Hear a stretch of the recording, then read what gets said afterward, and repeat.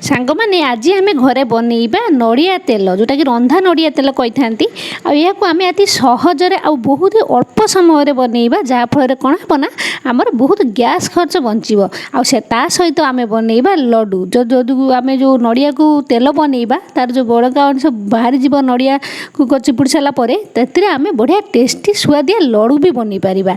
तो चलतु देखा ये नड़िया तेल को आम किपर आज बहुत ही अल्प समय बनइबा आ लड्डू भी ता सहित बनइबा। तो से देखो सांग मैंने ये मुझे दुईटे नड़िया तो आपड़ जी बनवा चाहूँगी आपड़ से नड़िया नहीं पारे ठीक अच्छे।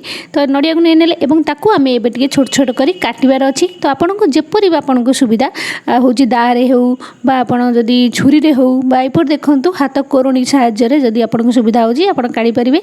मत सांग मैंने छुरी दारे काढ़ी बहुत कष्ट लगी था और यहीपरी कोरोनी में काढ़ा को मतलब बहुत ही सहज लगी था। तो देखो ये कोरोनी में आप ट्राए करूँ तो जस्ट चापिकी प्रेस करदे ता खंड खंड हो बाहरी जीव आपड़ करने को चाहिए तो करेंगे कि यहपरी जब चापी चापी आम खंड खंड बाहर करवा तो ये बाहर जाव कारण आम यहाँ ग्राइंडिंग करार अच्छे। तेणुक सांग मैंने आपको जपरी सहज हो किसी कथा ना यहीपरी आपण मैंने छड़े तो आपको जपरी सहज होते छड़ातु। तो देखो ये मुझे दुईट जाक नड़िया कोरी एवं आम नहीं ना गोटे ग्राइंडर जार अल्प अल्प करे एकाथर सब पकड़े ना तो हेनी तो अल्प अल्प पकड़े आ गोटे गोटे ग्लास पानी दे आम या भल से पूरा ग्राइंडिंग करके यार पेस्ट बन पूरा चिकन करके बाटी नेबे।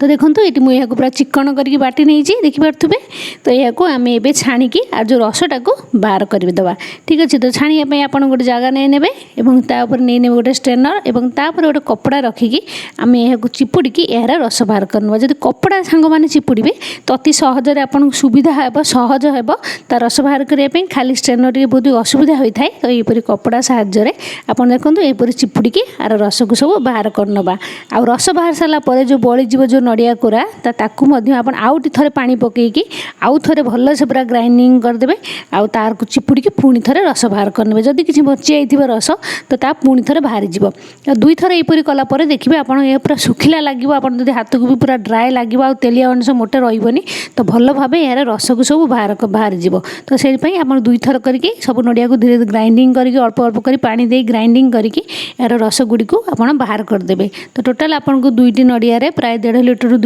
पानी पाखापाखि लग 4 गिलास पानी पाखापाखि लग भल से पूरा एक ग्राइंडिंग कर यार रसटा को पूरा बाहर करना। तो देखो ये मुझे सब नड़ियार पानी दे ग्राइंडिंग करके रस को सब बाहर कर चिपुड़ी रस सब बाहर करनेली।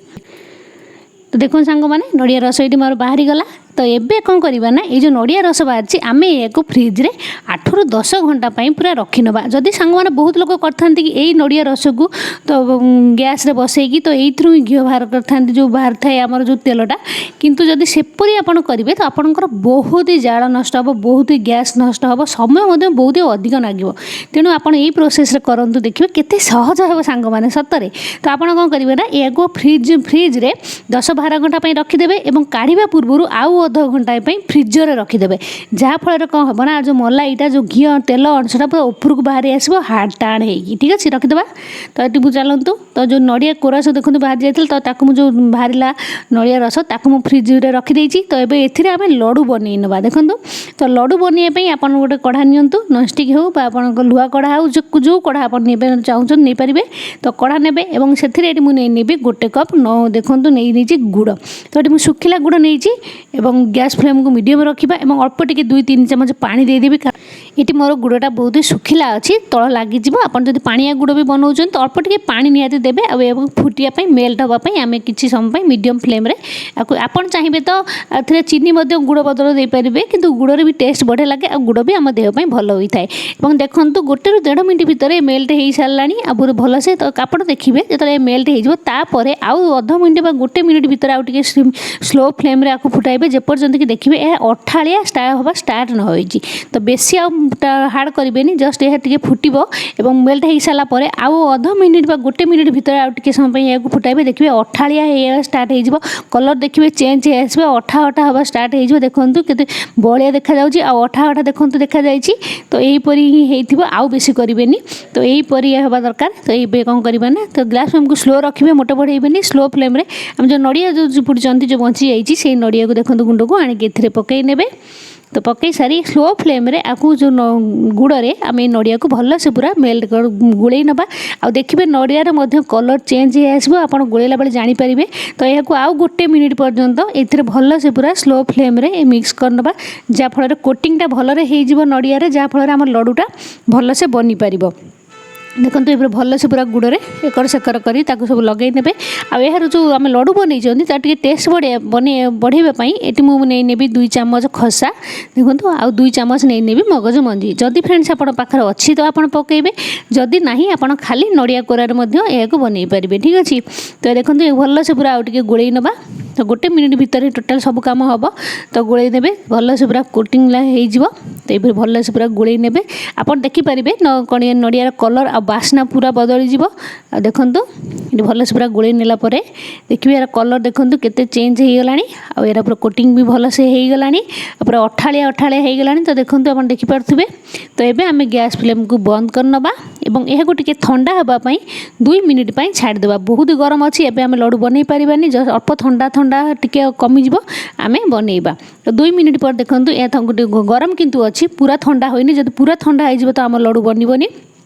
तो गरम अच्छे किंतु बहुत गरम ना हाथ पोड़गला भाया टी गरम अच्छे कमेदेवे और घी हाथ हो एपर जी बड़ बड़ लड्डू आप करेंगे तो से ने एपर गोल गोल कर दबे दबे एपर यह गोल गोल कर। तो देखो सांग मैंने केते सहजरे लड्डू सब बन रेडी हो तो यह खाइबा बहुत ही स्वादिया लगे सांग मैंने आउ आप रखिकी 2-3 मास भी खाईपारे फ्रिज रखिले तो आहरी अधिक दिन रखिकी आप खाईपारे कारण आम ओडिया मैंने आप जानते किसी जिन नष्ट करने को आम मोटे भी पसंद कर ना तो जो नड़िया तेल बाहरी सारापर तो यह आम फिंगीदबा मोटे भी फिंगबानी तो ये आम लड्डू बनई नवा। तो देखो केते सुंदर सब लड्डू बनूची यह खाइबा पिलामाने भी बहुत ही पसंद करेंगे।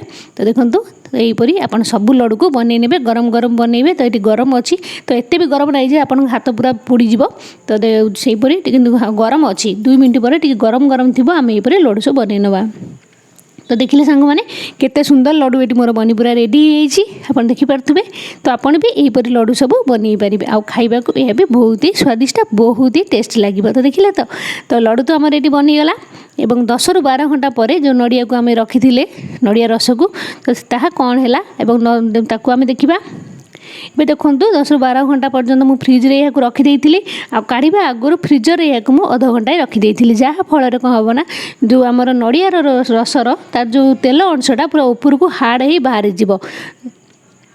तो देखो आप देखिपे तले ये ऊपर मोर तेल अंश बाहरी आसी ऊपर तले खाली पानी रही जाइए तो आपण मानक मुझे चटु मारिक देखा।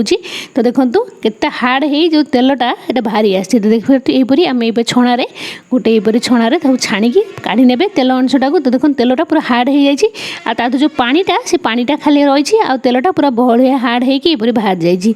तो यह यहीपरी बाहर करना जो एक्सट्रा जो पानी बंचीगला तो सेटा आमर तेल बाहर किसी कम आसबनी ताकू जब आम गैस बसई फुटाइबे तो अजथार आमर टाइम भी नष्ट हो आ गैस भी नष्ट हो कि यही जो आम देखो ये ही मलाई अच्छी तो ये ही आम तेल बाहर करवा।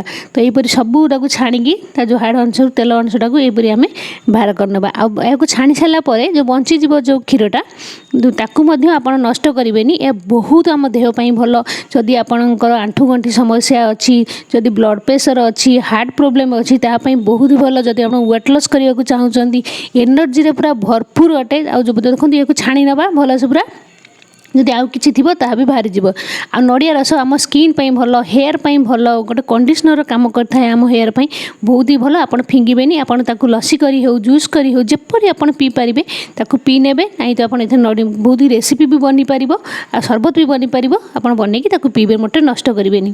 तो देखो ये जो मलाईटा आमर बाहरी तो ये आम यह गैस बसाई नवा मीडियम फ्लेम रे आम यह बसाइबा। तो एथुरु आमको देखिए 2-3 मिनिट ही लगे ता भीतर आमर एथुरु तेल बाहरी जीव। तो देखो ये मेल्ट हो गलानी एवं गैस फ्लेम मीडियम अच्छी तो मीडियम बसी आम या फुटाइबा जेपर्यंत कि तेल एथुरु सेपरेट न हो ठीक अच्छे। तो मीडियम फ्लेम देखो धीरे धीरे एथुरु तेल बाहर आरंभ हो जो खदड़ अंश थी ताहा अलग हो।